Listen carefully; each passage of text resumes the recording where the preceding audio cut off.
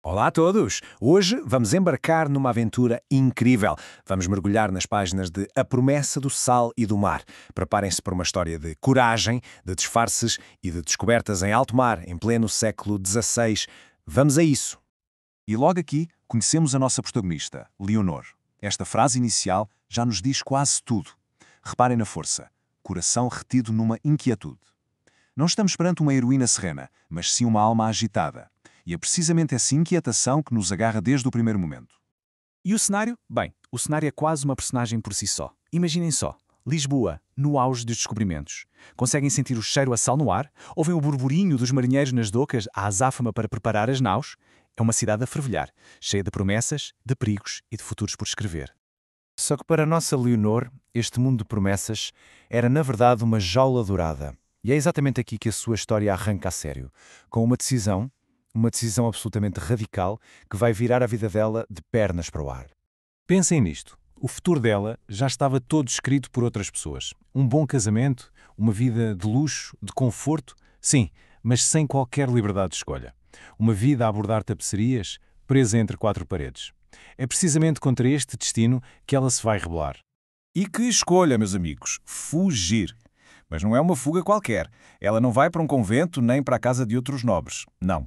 Ela foge para o sítio mais improvável e perigoso para uma mulher da sua condição. O convés de um navio. E para isso disfarça-se de rapaz. O risco é total, absoluto. Dá para sentir o coração dela a bater, dividido entre o pânico e aquela adrenalina da liberdade. E com esta fuga, a Leonor de Vasconcelos, bem, ela morre, por assim dizer. Desaparece. E no seu lugar nasce Léo, um simples grumete, um aprendiz, que está prestes a entrar num universo brutalmente diferente de tudo o que alguma vez conheceu. O contraste não podia ser mais gritante. De um lado temos Leonor, a delicadeza, os bordados, as sedas, uma vida pré-definida. Do outro, Léo, a aspereza do convés, o cordama que rasga as mãos, um casaco de linho grosseiro. O nome Léo até pode soar a liberdade, mas essa liberdade, como vamos ver, tem um preço altíssimo. Este novo mundo é um verdadeiro ataque aos sentidos. As mãos dela, que só conheciam agulhas e fios de seda, agora agarram cordas ásperas. A voz tem de ser controlada, mais firme, para não atrair. E os cheiros, o piche, a serragem. E, acima de tudo, o medo.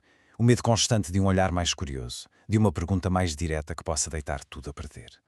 Claro que a vida no mar não é um cruzeiro de férias. O mar tem as suas próprias regras e as suas próprias provas. E a primeira grande provação do Léo não tarda a chegar. E chega na forma da fúria mais pura da natureza. Este grito muda tudo num instante.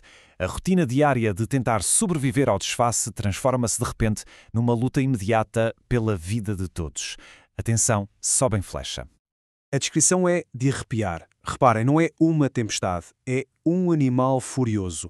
A linguagem é tão visceral que quase sentimos o convés a fugir-nos debaixo dos pés e a espuma salgada a bater-nos na cara. E no meio deste pandemónio, a crise torna-se específica, torna-se pessoal. Já não é só o navio que está em perigo, é uma vida concreta. Um dos seus novos companheiros está gravemente ferido, e é aqui que os instintos de Leonor vêm ao de cima. E é neste momento que vemos a verdadeira transformação. Ela não fica paralisada pelo medo. Ela age. Usa os conhecimentos de cura que trouxe em segredo da sua vida antiga. E com uma coragem que nem ela sabia que tinha, não só ajuda ao ferido, como ainda assume o controlo, gritando ordens. De repente, ela deixa de ser apenas Léo, o aprendiz assustado, e torna-se uma força da natureza tal como a tempestade à sua volta. Depois da tempestade, claro, nada volta a ser como era. Leo já não é vista da mesma forma. E o seu conhecimento, aquele que ela tanto se esforçava por esconder, torna-se a sua maior arma, mas também o seu maior perigo. Alguém reparou? O piloto do navio, um homem experiente, viu nela algo mais do que um simples rapaz. E faz-lhe uma proposta. Uma proposta que é uma oportunidade única de poder e conhecimento, mas que tem de ser mantida no mais absoluto segredo. A vida dela torna-se então um delicado ato de malabarismo. Por um lado, aprende a ler as estrelas, a curar feridas, a entender o mar. Por outro, cada nova habilidade que demonstra, cada pedaço de conhecimento que revela, aumenta o risco de alguém descobrir o seu segredo. É incrível assistir a esta evolução. A jovem assustada que embarcou às escondidas vai se transformando numa figura central, numa peça-chave para a sobrevivência de todos. Uma curadora, uma futura navegadora, tudo isto enquanto vive escondida à vista de todos. Mas pensem nisto.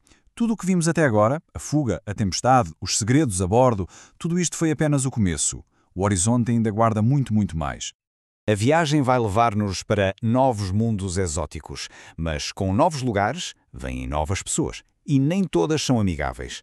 Surge a sombra de um tal Dom Rodrigo, e os perigos que se avizinham já não são só as fúrias do oceano, mas também as tempestades bem mais traiçoeiras da ambição e da intriga humana. É esta a promessa do sal e do mar. Uma promessa de aventura sem fim, de perigos que nem se imaginam e de descobertas que podem mudar não só uma vida, mas talvez o curso da própria história. Mas no fim de contas, a grande questão que fica a ecoar é esta. Porque mais do que uma aventura épica nos mares, esta é a história da busca de uma mulher pela sua identidade, pela sua voz, pela sua liberdade, no mundo que lhe queria negar tudo isso. E a pergunta que fica é, qual é o verdadeiro preço dessa liberdade? Para descobrir, bem, terão de embarcar nesta viagem.